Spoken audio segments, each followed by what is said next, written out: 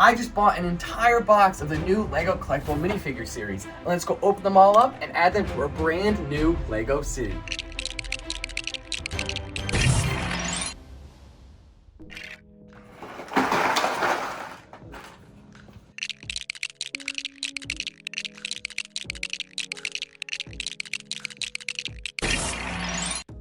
With the help of my unpaid intern Bobby, we got all the figures built. Because it was a box set, we got a bunch of duplicates, and you can see there are some duplicates left over, but we were able to army build a little bit, and we had a couple of the same figures in the same spots. Starting up over here is maybe one of my favorite minifigures that we were able to set up. This is the cat enthusiast or cat boy from the new line of CMFs, of course.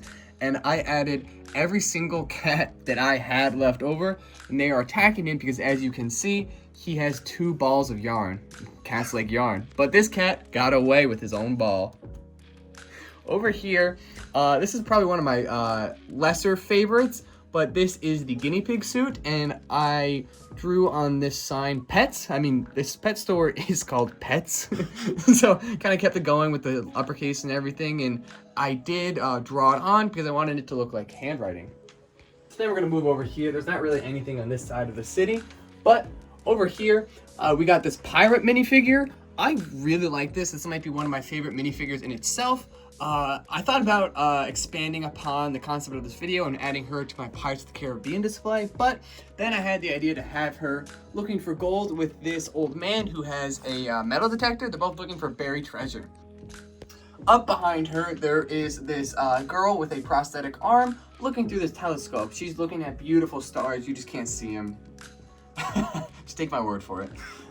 So to her right is maybe one of my favorite pieces that we've added. You might be wondering, these 2 minifigures down here, they're not from the series, but it is the Cupid up top. I love this Cupid, and you can see he's in this pretty birch tree. He's flying and he's shooting a love arrow, and you can see it hit these 2 lovebirds down here. This man is proposing to this girl, and you can see all these hearts coming from her head. This man is using a Crazy Bricks Crazy Legs. They make a lot of custom LEGO minifigure arms and legs, so I definitely recommend checking them out. And you can see he has a Lord of the Rings ring, the one ring to rule them all. I really like how this looks. Okay, over here, moving over to the Ghostbusters. You can see we got this monster right here. Ghostbusters, they don't like him. They're coming out, they're all freaking out, and they're zapping him away. Up here, above Ghostbusters, there's some more paranormal stuff going on. I don't have a story reason of why pterodactyls are in the city, but they're here. I did remove their faces to make it look like mouse. I just added some empty blank heads underneath. And you can see they're just going for a flight. This is an example of where I was able to use 2 of the same minifigure. This guy is coming off of the balloon sculpture that we created for our up house, and the other guy is coming off of the Ghostbusters tower. I have another thing over here, but I'm gonna have to remove the up house real quick so you can see it.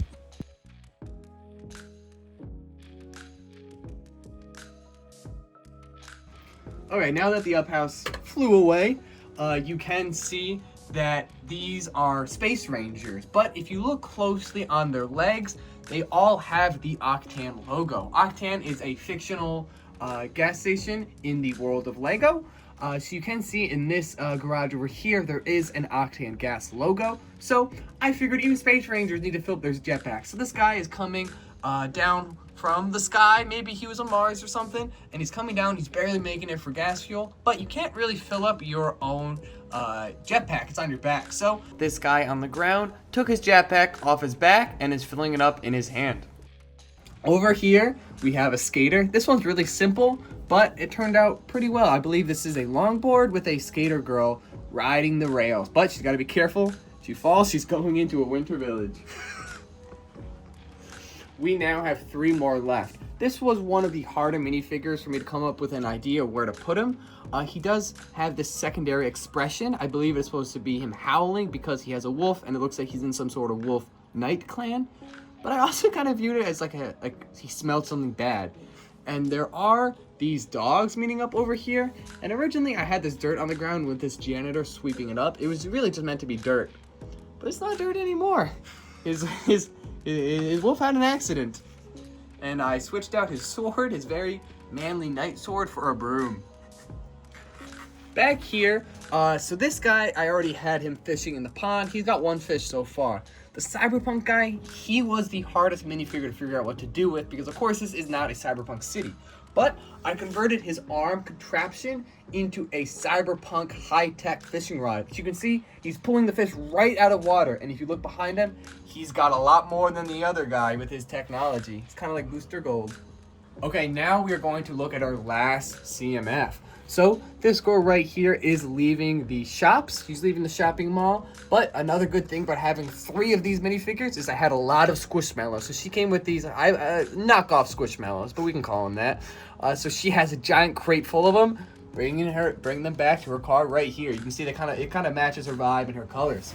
I had a lot of fun making this series. Maybe in the future, if you guys like this, I'll keep doing this for every collectible minifigure series. It's a great way to add a lot of lively minifigures to our city. I hope you guys check out the new collectible minifigure series, and I'd love to see how you display them, and please let me know what you think of these.